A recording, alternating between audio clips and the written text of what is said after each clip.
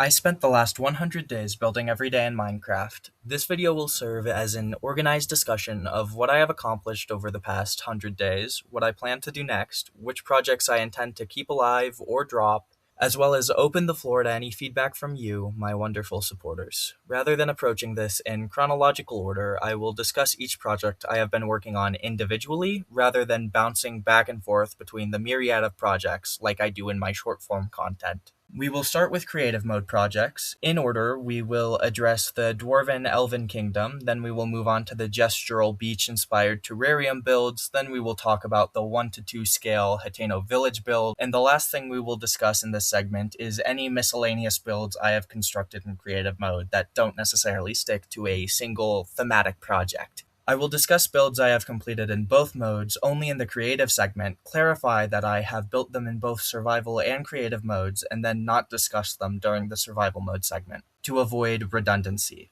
During the survival mode segment, we will then briefly discuss a small number of builds that I only have copies of in survival mode. Now that we have the structure of the video made plain and clear, let's get right into it.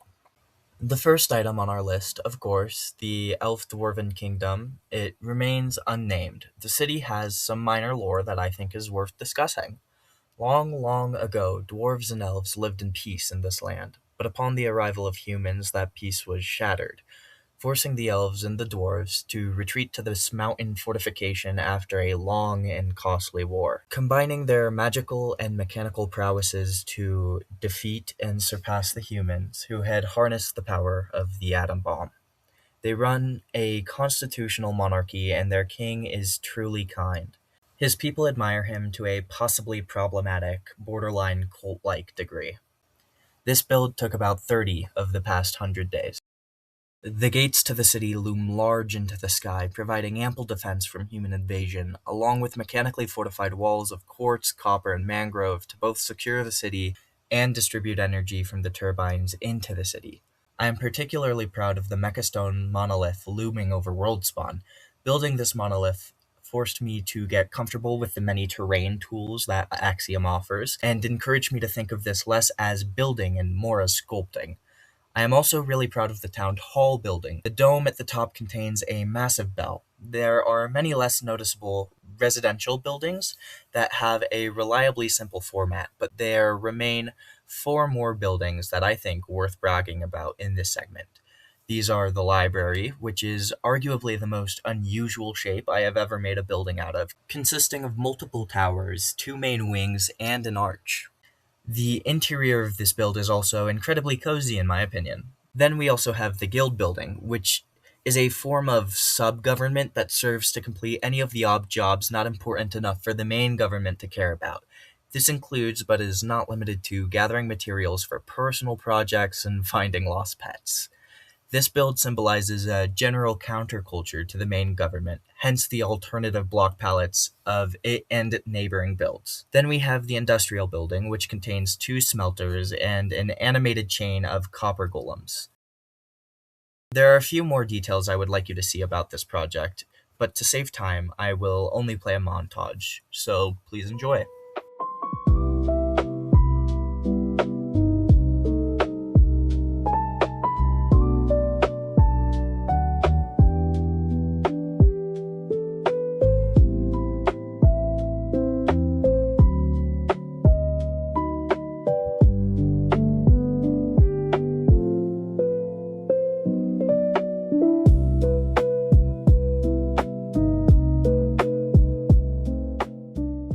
The next segment turns the wax-exposed copper gears onto something entirely new, the terrarium build. The main part of this build, along with the bridge extending out its front, have been constructed in survival mode. However, I think I plan to continue this build in survival mode, wildly different from how it is in the creative draft. I am proud of the main terrarium, from the village inside to the functioning happy gas dock on the front. Everything about the main build makes me happy.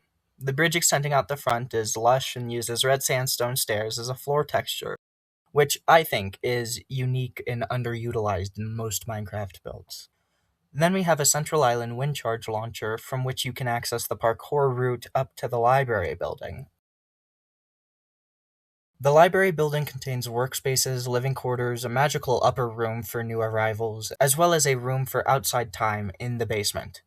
Overall, though, I think I dislike the library terrarium. It feels like I struck gold with the original idea and was reaching too hard to achieve that same success here. If I were to redo this portion of the build, I would focus entirely on expanding the parkour further vertically while filling the bottom portion of the main terrarium with extended living quarters and workspaces for the villagers while texturing out the plain stone sides of the current terrarium. This provides the whimsy of the parkour without unnecessarily making my survival life less practical. Even though I don't like how it turned out, I love that it made me build something I never had before in Minecraft. Bugs. As splashes of colors to use in future parkour, this project called me to build a bee, which I must credit Ali Luigi on Instagram for the original design of, as well as a butterfly and a weevil of my own creation. The weevil is definitely not to scale, but the lion concerns himself not with scale. Maybe Gerald is also deserving of an honorable mention, but I'm not sure. The final thing I built in this world was the giant Divine Beast inspired spaceship. The final thematic project I have been working on is the 1 to 2 scale Hiteno village build, based on the Tears of the Kingdom Hiteno village. This project pushes me to be as accurate as possible. Developing a reliable methodology for converting Legends of Zelda to Minecraft was difficult. First, I divided the world into a grid and fixed each grid square to a 20.5 block grid square in Minecraft, taking precise measurements and converting between in-game map units and Minecraft blocks, allowing me to replicate the scenery of Hiteno Village near perfectly. This project has been by far the most fun I have had in Minecraft in a while, as each square requires leveraging every skill I have developed by being creative in other contexts across other projects. I love the way the gate and the immediate environs have turned out, and look ever forward to getting started on building the first houses soon. Now we can discuss the many miscellaneous creative mode builds that do not by themselves constitute larger projects. We will start with the Colosseum, which I have also built in survival mode. I did this for the purpose of PvP matches and server-wide events. There are 4 tiers, prep rooms, and a stained glass dome over the top, as well as some basic seating. This build will be mentioned briefly in the periphery of other survival mode builds completed over the past 100 days. I have also built a Sheikah Tower from Legends of Zelda Breath of the Wild utilizing exposed copper, warped wood, mud, and blackstone. I am really proud of the way this build came out, considering I completed it without taking any measurements, unlike the Hiteno Village builds.